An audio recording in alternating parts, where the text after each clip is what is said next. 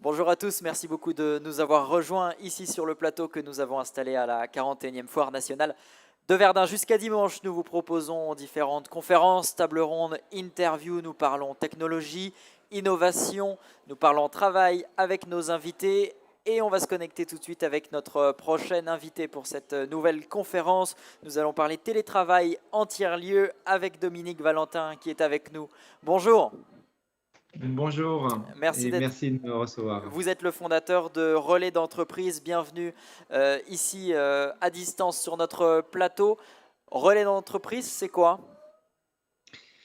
Relais Entreprise fête ses 10 ans. 10 ans d'engagement en faveur du rééquilibrage des territoires, 10 ans d'un combat et d'une expression que j'ai l'habitude de dire, comme quoi il faut substituer une mobilité subie à 7 lieues, 28 km, par une mobilité choisie à 2 pas. Autrement dit, favoriser la pratique du télétravail, mais ailleurs qu'au domicile. Et, Donc juste- voilà. Donc, et justement, on va parler des tiers-lieux avec vous, le télétravail en tiers-lieu. C'est quoi? C'est du coworking? alors, le terme tiers-lieu, il faut le prendre avec beaucoup de recul, hein. C'est un terme générique. Le terme tiers-lieu renvoie à différentes réalités. Vous avez des tiers-lieux plutôt d'orientation culturelle, comme les microfolies, comme voilà, les ateliers d'artistes. Vous avez des tiers-lieux d'innovation, et je sais que sur votre territoire, vous en avez un certain nombre, notamment autour des Fab Labs, hein, et des machines d'impression numérique 3D. Vous avez des tiers-lieux d'économie sociale et solidaire, des repères cafés, des recycleries, des lieux de sociabilisation où la population aime se retrouver et faire les choses autrement et les faire ensemble.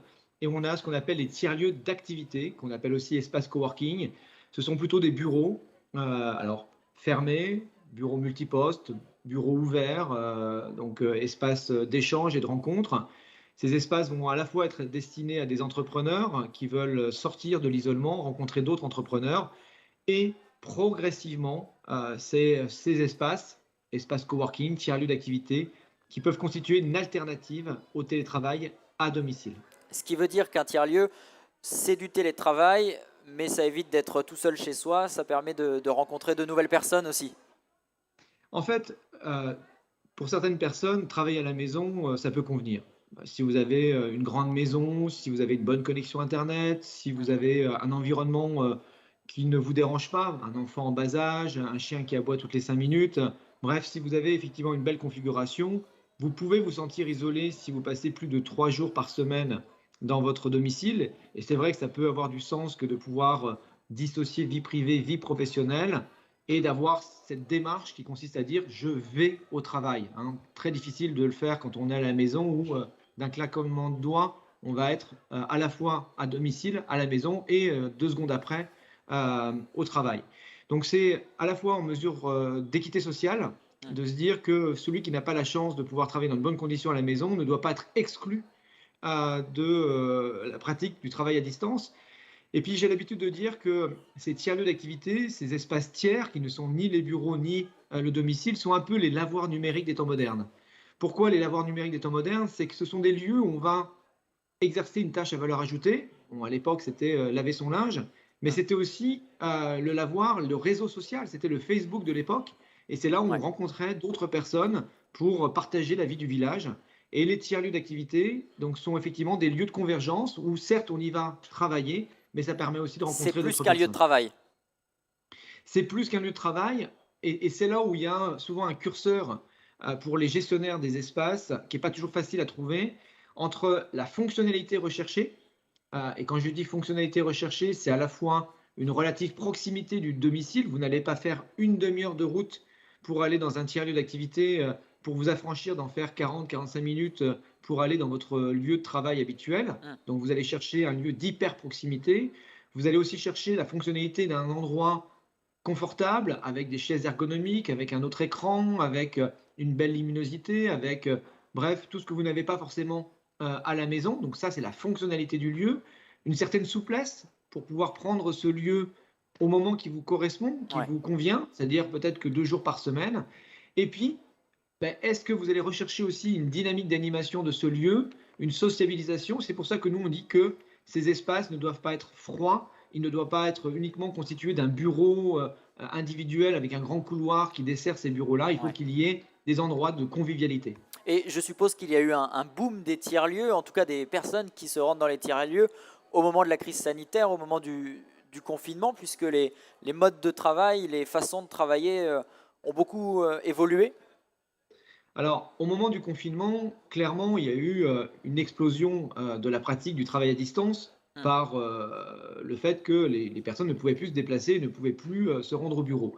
Et pour des mesures de distanciation sociale, le télétravail était exclusivement au domicile. Donc, puisque même les tiers-lieux d'activité, les espaces coworking, ont dû fermer leurs portes, quand bien même on avait pu mettre en place un certain nombre de mesures sanitaires, la plupart des entreprises ont interdit Ouais. leurs collaborateurs de se rendre dans un lieu qui pouvait les amener à être contaminés.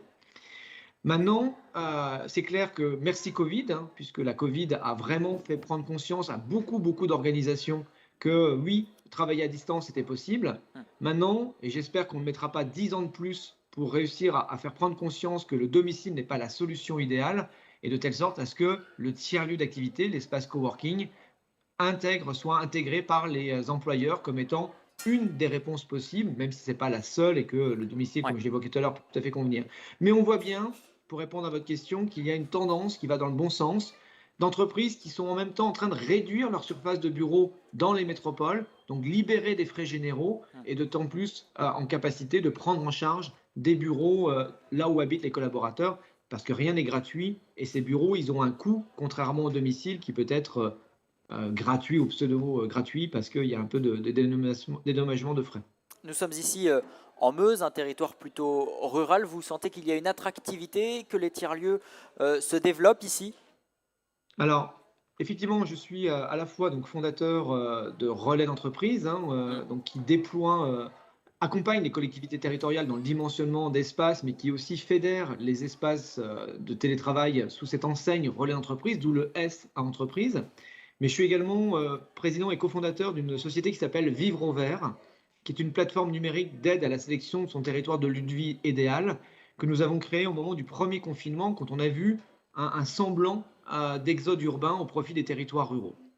Et en observant ce qui se passe sur cette plateforme, hein, qui font apparaître les territoires selon des dalles de 25 km², après que la personne désireuse de déménager ait rentré un certain nombre de critères d'éloignement, de pluviométrie, d'ensoleillement, de densité, de prix moyen du mètre carré, on voit bien effectivement qu'il y a un regain d'intérêt pour les territoires de plus faible densité. Pourquoi? Parce que la ville, les métropoles, les territoires de densité ont montré un peu les limites de leur développement et qu'aujourd'hui, beaucoup de Français aspirent à une meilleure qualité de vie, à plus d'espaces verts, à plus de fraîcheur. Et on a vu cet été, avec les pics de chaleur, que vivre en ville Ouais. avec des appartements climatisés qui aggravent encore plus la chaleur dans les villes, hein, où la fraîcheur n'arrive pas la nuit, contrairement à la campagne où dès qu'il y a un peu d'espace vert, ben forcément, on gagne en fraîcheur beaucoup plus rapidement. Donc, bien sûr que jusqu'à présent, ce qui posait problème sur les territoires ruraux, c'était l'emploi. L'emploi, de par la tertiarisation de notre économie, s'est principalement concentré sur les grandes agglomérations, les métropoles. On a perdu de Hmm. l'agriculture, on a perdu de l'industrie au profit de la tertiarisation, donc concentration dans les centres urbains. Mais le fait d'aujourd'hui de pouvoir travailler à distance permet de s'affranchir de son lieu de travail pour déterminer son lieu de vie. Et en fonction Ouais. du nombre de jours de télétravail que vous aurez dans la semaine, vous allez pouvoir vous installer pratiquement là où vous le voulez, ou dans tous les cas de plus en plus loin des centres urbains où se situe votre entreprise. On s'en doute, tous les métiers ne peuvent pas faire, avec tous les métiers, on ne peut pas faire du télétravail en tiers-lieu, ni même du télétravail tout court, mais est-ce que les entreprises laissent davantage les salariés faire du télétravail et notamment aller dans les tiers-lieux? Alors, dans tous les cas, aujourd'hui, les chiffres sont plutôt bien orientés. Hmm.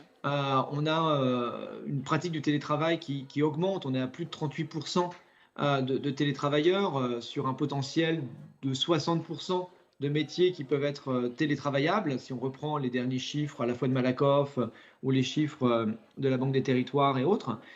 Euh, la pratique du télétravail en tiers-lieu reste un peu poussive, hein. On est sur un petit 10%, plutôt 7-8%. Mais là aussi, quand on interroge Sur la toute la plupart des France? salariés qui ont, en France, oui, on parle de France, hein, en France, et quand on interroge les salariés sur leur organisation idéale, on en a quand même plus de 32% qui seraient désireux de pouvoir s'affranchir du travail à domicile. et de pouvoir fréquenter, même partiellement, un tiers-lieu d'activité. Donc nous, on pense objectivement que le marché va se stabiliser avec 2 à 3 jours de Mm. télétravail par semaine. Aujourd'hui, on est sur une moyenne d'1,7 jours de télétravail par semaine. On était à 0,6 avant Covid.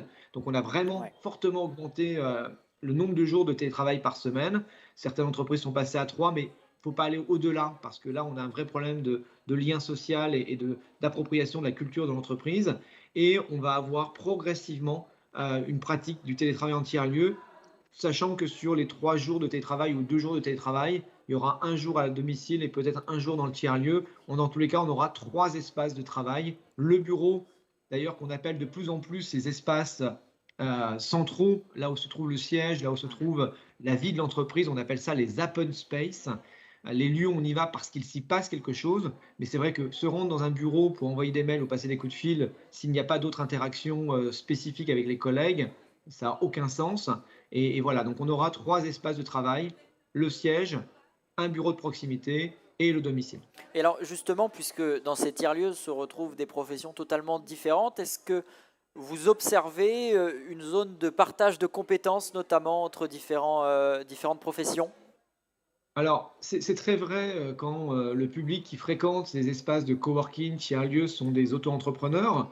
Et c'est vrai que ça reste quand même dans les espaces coworking l'essentiel du public que l'on croise hein, dans ces lieux. Pourquoi? Parce que quand on est auto-entrepreneur, on n'a pas forcément ni la visibilité ni les moyens de s'engager dans un contrat de bail 369 et en plus de devoir passer du temps à tout gérer en termes de connexion Internet et de ménage et de autres. Donc le gros avantage, c'est la flexibilité proposée par les espaces coworking et en même temps, et bien sûr que ça permet de rencontrer un infographiste, un juriste, un expert comptable, bref, des professionnels qui peuvent avoir du sens dans votre parcours de développement d'entreprise. Et donc ça permet, oui, ça c'est clair, de fédérer et de faire en sorte qu'il y ait beaucoup de choses qui se passent autour de la machine à café. Mais ça ne remplace pas non plus la dynamique d'animation qu'il peut y avoir sur le territoire. Quand j'ai créé, moi, le premier Relais Entreprise il y a 10 ans, là, dans Haute-Garonne, là où se situe le siège de Relais Entreprise, hein, bien loin de mes bases natales qui sont les Ardennes, donc vous voyez, je ne suis pas très très loin de chez vous.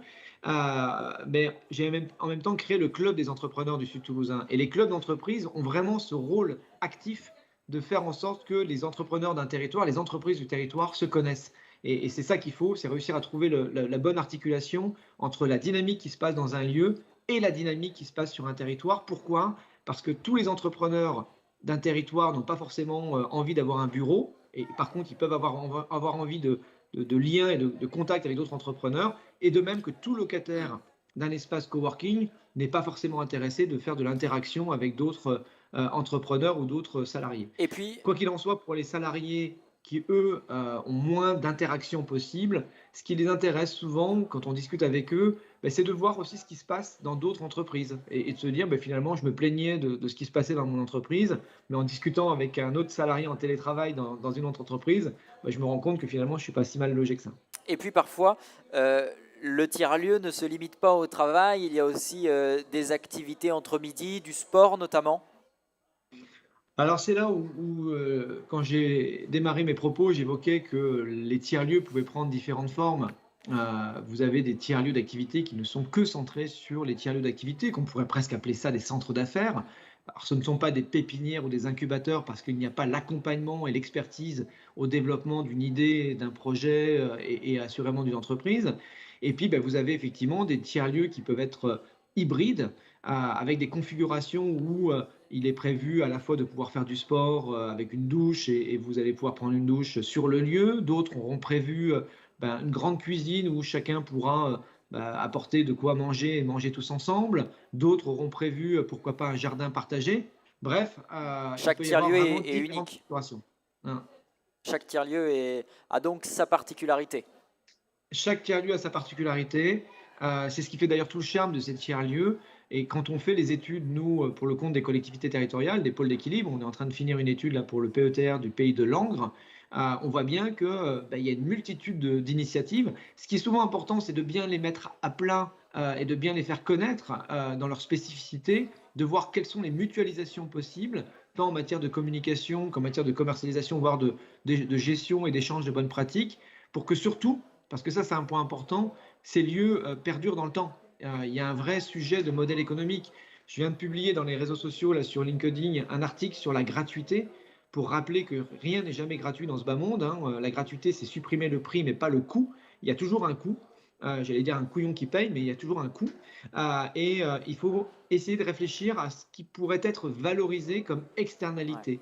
Et ça, c'est un point sur lequel on a fortement travaillé, nous, au niveau de Relais Entreprises, parce que si on reprend le sujet du télétravail et de la réduction de mobilité, on a réussi à donner de la valeur à la non-mobilité avec le mécanisme des certificats d'économie d'énergie délivrés par EDF, mais également le label bas carbone du ministère Hmm. qui nous permet de vendre les tonnes CO2 qui n'ont pas été émises. D'où ma prochaine question. Combien ça coûte pour un télétravailleur d'aller travailler en tiers-lieu?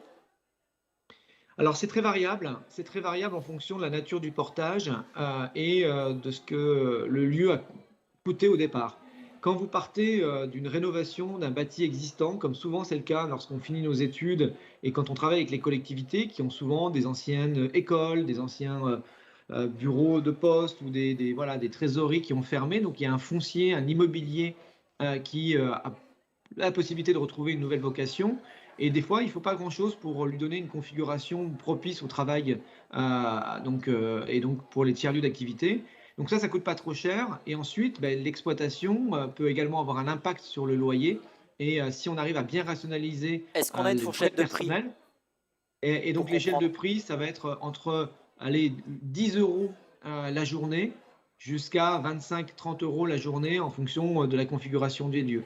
Et vous avez beaucoup de collectivités ou de porteurs de projets qui vont différencier les prix en fonction de la nature de l'utilisateur. Si c'est un salarié qui utilise un tiers-lieu d'activité, ils payeront moins cher que si c'est un entrepreneur. Pourquoi? Parce qu'un salarié qui vient télétravailler dans un tiers-lieu, on a pu démontrer qu'il y a un impact aussi sur l'économie résidentielle, c'est que ce salarié va consommer sur le territoire, soutenir les commerces de proximité. Et ça, pour une collectivité, ça justifie pleinement que le tarif soit plus attractif que Et, vis-à-vis d'un entrepreneur. et ce coût est à la charge du salarié ou l'entreprise peut prendre une part?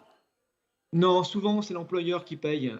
C'est l'employeur qui paye. Alors on a certains salariés qui les prennent en charge parce qu'ils ont considéré que faisant une économie de déplacement en voiture qui leur coûte très cher, finalement ça leur coûte moins cher de prendre un bureau que de prendre leur voiture. Et ça, ils le font quand ils ne peuvent pas travailler à domicile ou que leur employeur leur a refusé le fait de pouvoir travailler à domicile. Mais c'est généralement l'entreprise qui paye et c'est un point important pour qu'on ait pris conscience aujourd'hui que ce qu'il est en train de se passer, mais on va faire marche arrière, c'est que l'entreprise avait quand même un peu eu tendance à reporter la charge immobilière sur le dos de son collaborateur. Et à tel point d'ailleurs qu'on a beaucoup de promoteurs immobiliers qui, lorsqu'ils vendent un appartement ou autre, évoquent qu'il peut y avoir une pièce en plus pour télétravailler. Mais cette pièce, elle a un coût, et si c'est le salarié qui doit la supporter à domicile, ben c'est autant que l'entreprise n'a pas à supporter. Et si vous voyez la demande du gouvernement la semaine dernière qui a incité les entreprises à revenir au télétravail pour réduire le chauffage dans les bureaux. Bon, excusez-moi, mais là, ça m'a fait un peu bondir en disant non, c'est pas parce qu'il y aura moins de collaborateurs dans les bureaux qu'on va moins les chauffer. Et puis ça veut dire aussi que le collaborateur, il va devoir aussi chauffer son domicile. Bref, Ouais. on reporte la charge. Donc non, c'est l'entreprise qui doit payer ses bureaux. Forcément, depuis tout à l'heure, on parle des bénéfices du télétravail en tiers-lieu. Forcément, vous avez observé quelques obstacles ou points de vigilance? Ben, les points de vigilance, ils ne sont pas tant sur le télétravail en tiers-lieu, ils sont plutôt sur le télétravail tout court. Bien sûr que c'est une nouvelle organisation, l'entreprise doit s'organiser, donc s'adapter, doit faire en sorte qu'on maintienne le lien social entre les collaborateurs. Bien sûr que ça nécessite un management à la confiance, hein, et puis du tout sur le contrôle, le présentiel. Maintenant, le lieu, bien sûr qu'il doit être bien configuré, le tiers-lieu d'activité. Nous, on a vu des espaces qui ne fonctionnaient pas parce que ben, on a fait une rénovation à minima, un coup de barbouille de peinture et du meuble de récup. Et finalement, le lieu, il n'est pas agréable, il n'y a pas le phénomène waouh, il y a un problème d'acoustique, un problème de visibilité, ou tout simplement, il n'y a pas suffisamment de dynamique dans le lieu. Donc, ça peut être effectivement les obstacles. Et après, sur les autres sujets tels que la problématique de confidentialité, ben, quand il y a des bureaux individuels, ben, ça permet vraiment de pouvoir garantir à un employeur que le salarié ne va pas dire des choses qui pourraient être utilisées contre lui, enfin contre l'entreprise. Et puis que pour les sécurités informatiques, il n'y a plus trop de débat aujourd'hui, puisque la plupart des entreprises, avec les VPN et autres, ont trouvé des parades pour être sûr qu'il n'y aura pas de problème de connexion Internet. Hein, Merci beaucoup, Dominique Valentin, d'être venu nous parler du télétravail en tiers-lieu. Vous-même, vous êtes en télétravail dans un tiers-lieu? Ah bah, nous, le siège social de Relais Entreprise, donc qui a fêté ses 10 ans, cette année, bah, effectivement, est un tiers-lieu, hein. On a beaucoup d'utilisateurs, différents profils et mes collaborateurs, donc télétravail 3 jours par semaine, et on va réfléchir peut-être à passer à 4 jours par semaine pour plusieurs raisons, mais dans tous les cas, ils sont déjà à 3 jours par semaine en télétravail. Merci beaucoup, Dominique Valentin. Je rappelle que vous êtes le fondateur de Relais d'entreprise. Belle journée à vous. Nous, Merci, on se à très retrouve bientôt. dans une demi-heure à 14h30. Nous allons parler de Terre de Jeux 2024. C'est le label qui a été décerné à la ville de Verdun pour les Jeux Olympiques de 2024. À tout à l'heure.